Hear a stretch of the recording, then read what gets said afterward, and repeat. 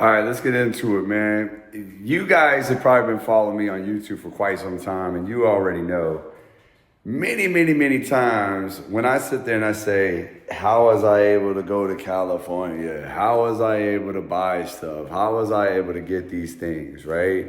You know, I'm usually always referring to digital marketing. And today I want to give you something different in this video because let me tell you something right now, man. Digital marketing, as many times as you see some videos of me talking about that and shit, digital marketing, all that is a vehicle. Vehicle, right? You still got to be the driver.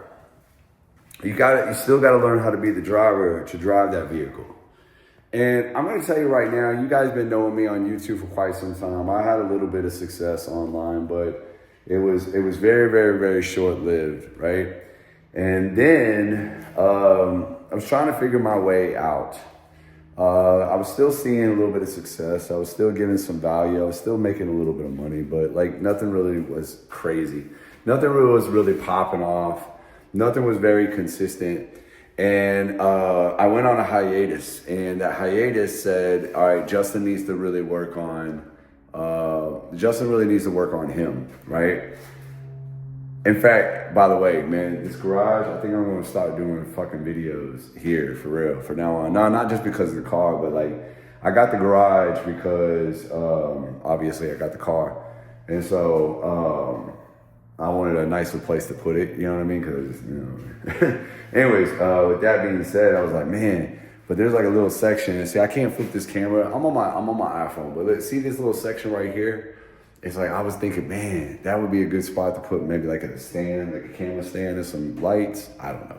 What do you guys think? Let me know in the comments. So anyways, but I really want to give you some value in this video because, you know, you can easily say, oh, you're just making this video to show off your car. No, I'm not. I'm actually saying when you want to know what really got me that car was not just digital marketing. What got me the car was I went on this hiatus and I had to change me. And so I went with what I call an identity shift, all right? And this identity shift was, it's not what you think it was. Because when I first got introduced to identity shifting, I said, man, I was like, so you mean I need to change everything about me? And that's true. To give up your, you know, old ways won't open new doors, right? So we know that, and we know we need to change something about us. But what I'm saying is, I always focus, when I looked at this stuff right here, I said, okay, it's the how. How do I get this? Digital marketing will get me this. But it didn't.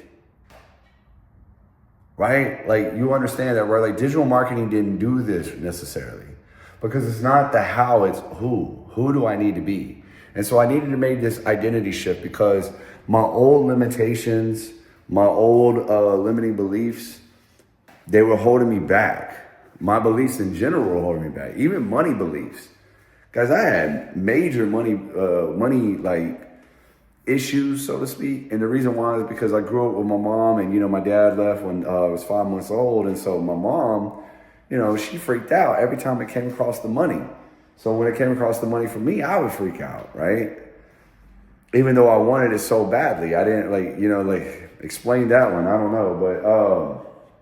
But yeah, so when my coach started telling me, you know, I chased all these outside circumstances, by the way. I've done high ticket affiliate marketing, all that. A long time ago, I tried to MLM. That didn't work. I tried drop shipping with a friend. I still love that friend to death, man. He's a cool guy. Unfortunately, just drop shipping didn't work out for us. But I guess what I'm trying to say is I chased all these external things to get things like this. And these external things were not really getting me these results because I wasn't really working on me inside. I was changing, don't get me wrong, like you gotta change to some degree, right? I was opening it up to, you know, I was coming across possibilities and stuff like that. So that was changing about me, and I was, you know, opening up my mindset to believing. That was changing, but I still didn't fully like change who I was until I started identity shifting. And I knew that I had to get rid of these limiting beliefs because it wasn't the how, it was the who.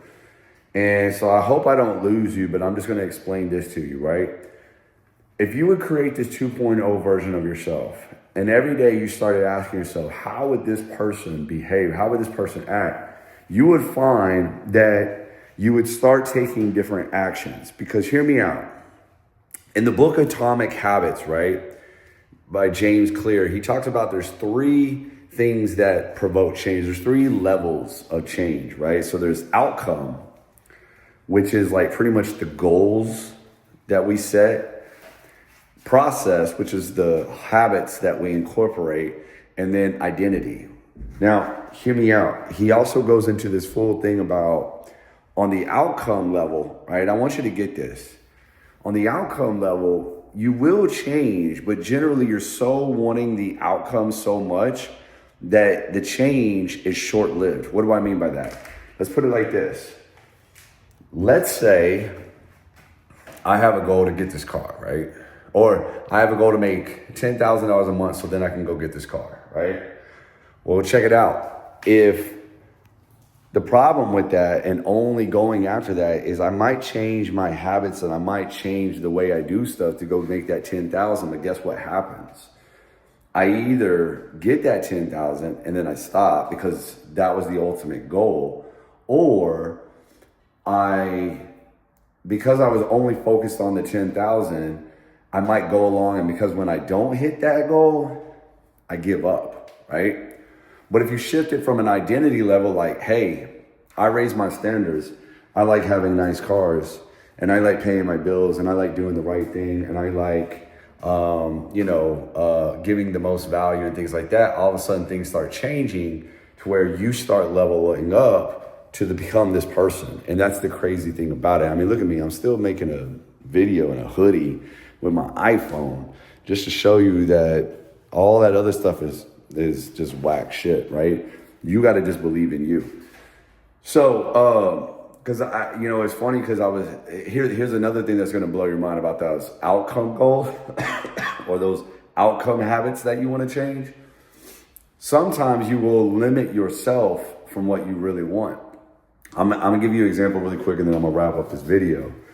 I was on a coaching call inside of my coaching app, right? We were talking about it, and I pulled a lady out, and I used to be a gym manager. Most of you guys already know that, so I already knew what she was going to say.